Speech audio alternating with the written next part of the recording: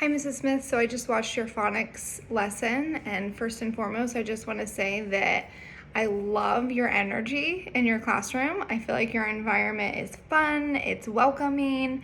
You seem like you have a great relationship with your students, and that can be very hard in the virtual setting to create. I felt like I was welcome in your classroom. I felt like you were warm. You were fun, and your energy just created an environment conducive for learning. So great job with that. I also loved that you provided positive reinforcement throughout the lesson. I love that you encouraged students to participate. I love that you thanked them for participating. At one point in time during the lesson, you were in the middle of doing the warm-up activity with the kids, and one of the kids entered into the classroom and you said, "Hey, so-and-so, welcome." And it just creates a great environment for your students. So I really love that and continue to do that. I really think that creates a great vibe to your classroom and makes students feel like you really appreciate them, and you do care about them. I felt like I really loved your assessment that you did prior to jumping into the lesson. I think it was good that you reviewed the phonics activity and had the kids participate in that prior to jumping into the new material. So great job with that. So a few areas that I felt like I just wanted to give you some things to think about for the future. One of the things was at the beginning of the lesson you did the warm-up activity where your camera is off. With a phonics activity, I would recommend making sure your camera's on during that time, so they can see you making the sounds for the words.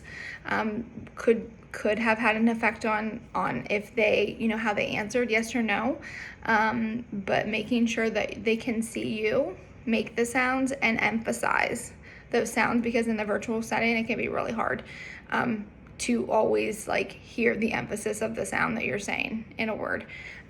So having that visual as well really can be helpful. The other thing was I like that you did the immediate feedback. So the students saying yes, this rhymes, or no, it does not.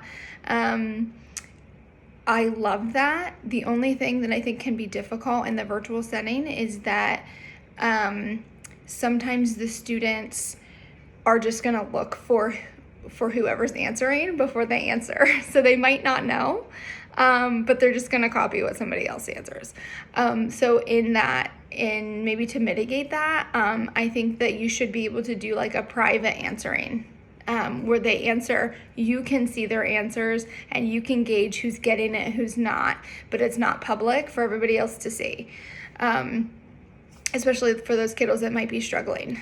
So you might be getting false information, who's getting it, who's not. So you just want to make sure you can kind of gauge that appropriately and accurately. The other thing was at the beginning of the class, I'd really love to see your agenda for the day. So you kind of just jumped into the warm-up, which is okay, but I think that giving them an outline for, hey, we're going to start with a warm-up, then we're going to jump into the next thing, and then we're going to go into the new content. So they can see it and they know what the routine is and what's going to be expected for your small group time. So the other thing was your 3-part drill that you did. I loved the drill. I just think that maybe you could have done it in like a popcorn activity. So instead of just facilitating the drill without actually having student feedback to see if they're doing it with you, maybe you could say "Hey Johnny, here's you're next." Pull it up. Johnny takes himself off mute and does the activity with you, so you can hear them actually do it. And then just kind of popcorn it to different kids, so you can actually hear them doing the activity. Instead of saying "Hey, did everybody get those?" or "Did everybody practice those?" You can actually hear the feedback.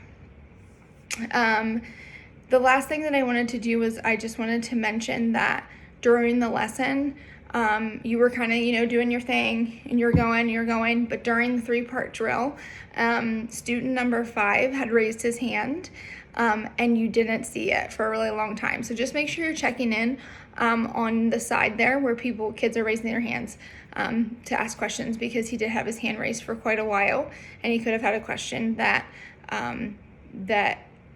pertained to something earlier that you had already passed for a long time. So just keep an eye on that to make sure that you're providing feedback throughout the class. But overall, I think that your lesson went well.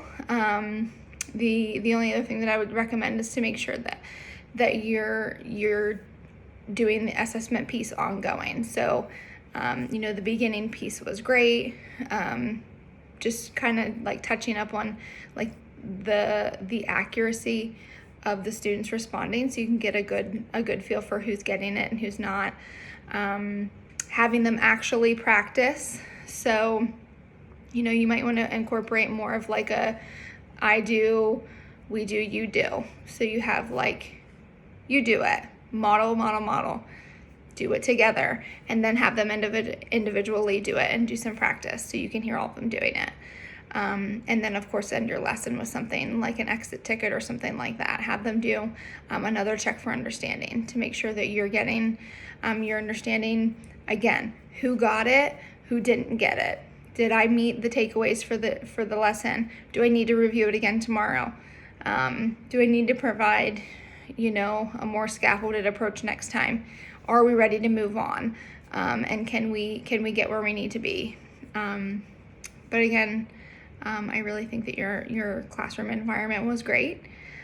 So keep up the great work. I think that it's welcoming. I think kids are probably excited to meet with you for small group. But thanks a lot. I appreciated it, and I enjoyed myself.